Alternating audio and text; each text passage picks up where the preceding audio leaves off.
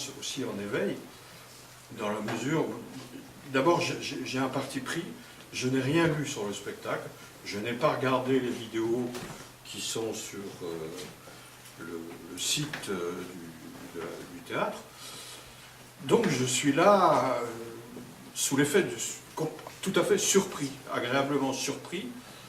Je savais quelle était la thématique, grosso modo, et j'étais agréablement surpris par l'approche.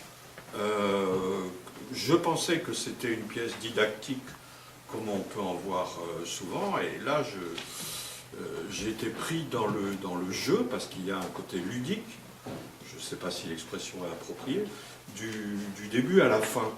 J'étais plus que surpris par cette manière d'aborder les choses, d'abord cet autre regard porté sur des gens qui ne sont pas forcément sympathiques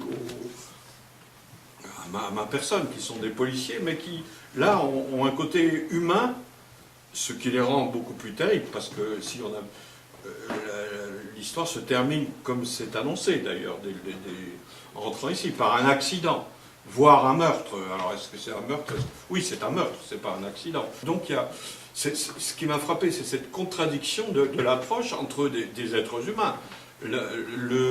Celui qui incarne je ne sais pas quel est son grade, le chef des policiers, tout d'un coup se retrouve être le père. Brigadier chef, oui, mais il s'appelle papa. Sympa. Donc il y a à la fois un aspect humain de ce qui est quand même une machine d'oppression, qui est matérialisé par ces grilles, hein. C'est quelque chose de froid, quelque chose d'oppressant, quelque chose qui est là pour marquer une barrière et mettre un frein à une liberté de mouvement.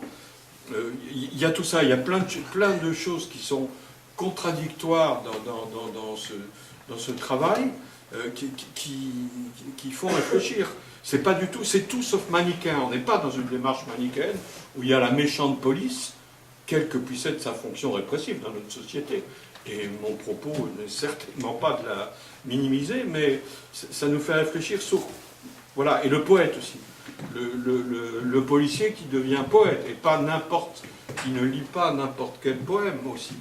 Tout ça est une approche qui nous interpelle, parce que l'appareil répressif fait partie de notre société, il a un aspect humain, et en même temps il a un aspect terriblement déshumanisant, voire cynique. Moi j'ai perçu un certain cynisme dans la répétition de ce propos. De ce propos, tu vas aller voir tes ancêtres. Encore que les ancêtres, ça renvoie à la mort, au passé. C'est pas tes compagnons, ce n'est pas ta famille, quoi. Enfin, je suis très très surpris par la densité de ce qui est dit dans ce discours. C'est pas un discours manichéen comme on pourrait le faire par rapport à un centre de rétention tel qu'on les connaît dans notre pays. C'est vrai que dans la démocratie, dans notre social-démocratie, il y a des centres de rétention. Un des premiers a d'ailleurs vu le jour à Marseille, à Arinx, si je me trompe, il y a ça une trentaine d'années, qui sont des zones de non-droit, quelque part. Alors il y a tout ça, et en même temps, il y a ce côté, le paradoxe de l'humain. Voilà ce que j'ai perçu. J'ai été pris dans le mouvement des comédiens. Voilà. Et pas dans le jeu, je dirais, dans le mouvement, parce qu'il y a une dynamique, là, qui est quand même, nous montre une situation où des humains donnent la mort. Et le fond, ce qu'il ne faut peut-être pas oublier, au nom d'une symbolique qui est matérielle, qui est là, qui sont les trois couleurs de la République. Donc il y a beaucoup de choses, auxquelles on pourrait réfléchir dans cette pièce. Elle est tout sauf manichéenne, elle est tout sauf simple ou simpliste, elle est très dense, il y a beaucoup d'axes de réflexion que je vois là-dedans, et j'en remercie tous ceux qui ont contribué à faire ce beau spectacle qui m'a surpris, interpellé, c'est plus le terme, interpellé, voilà. Ce qui m'a frappé, c'est l'inversion l'inversion des rôles. Il y a des oppositions assez marrantes d'une certaine façon parce qu'elles sont traitées théâtralement et avec une force assez ténue. Et il me semble que, par exemple, d'habitude, le migrant, il quitte une terre qui est absolument pas mythique, qui est le monde de la pauvreté, l'arriération, etc. Et il vient vers le paradis, la terre promise, le Deutschland, comme disaient les... Voilà. Et là, c'est exactement l'inverse, puisque le brigadier chef lui dit qu'il va rentrer, il va quitter l'abomination et qu'il va retrouver ses ancêtres, il va retrouver la beauté, etc. etc. Voilà. Et ça, c'est une première inversion qui m'a beaucoup frappé. La deuxième, c'est la situation de migration.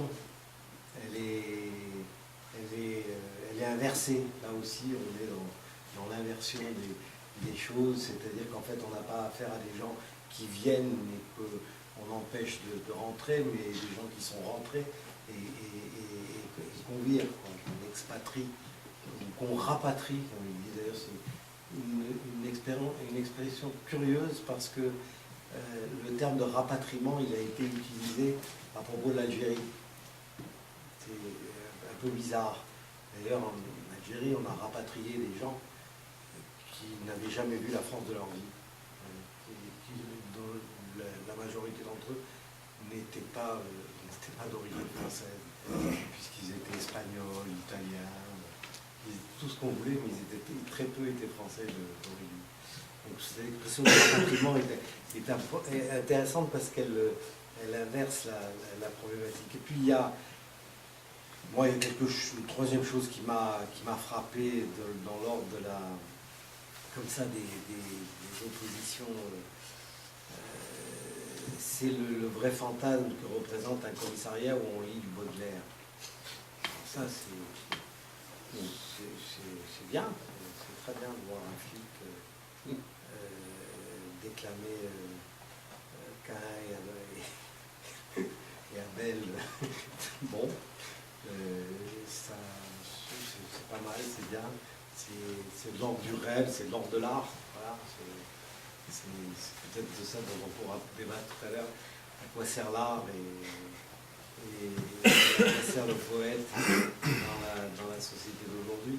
On termine dans le réel, c'est-à-dire qu'on sort du rêve, on revient au réel. Voilà, et là, peut-être on revient aussi à des choses plus actuelles. Moi, je suis très frappé par le fait que ce qui s'est passé début janvier à Paris, les marches qui ont suivi, quelque part cette pièce, elle en parle, elle nous aide peut-être aussi à appréhender. Moi, je suis très frappé par le fait qu'on parle très peu d'art et de culture, on parle beaucoup de morale, d'éducation civique, on parle